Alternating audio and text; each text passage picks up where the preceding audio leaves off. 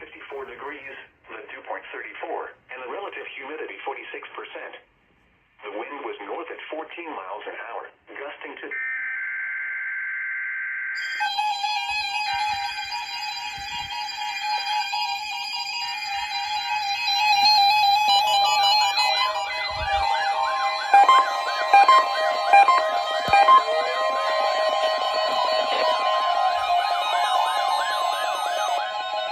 This is the National Weather Service Office at Greenville, Spartanburg. The preceding signal was a test of weather radio station WXL70's public warning system. During potentially dangerous weather situations, specially built receivers can be automatically activated to warn of an impending hazard.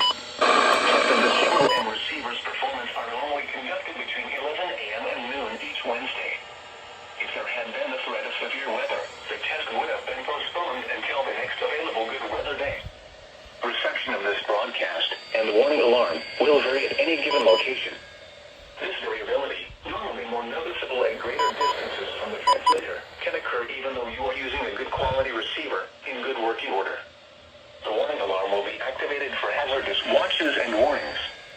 For station WXL70, broadcasting near Charlotte on a frequency of 162.475 MHz, the warning alarm will be activated for the following counties in North Carolina: Alexander, Anson, Cabarrus, Catawba, Cleveland, Gaston, Argyle, Lincoln, Mecklenburg, Montgomery, Richmond, Warren, Stanley, and Union. In South Carolina, Cherokee and York. This concludes the NOAA Weather Radio All Hazards Storm Alert Test.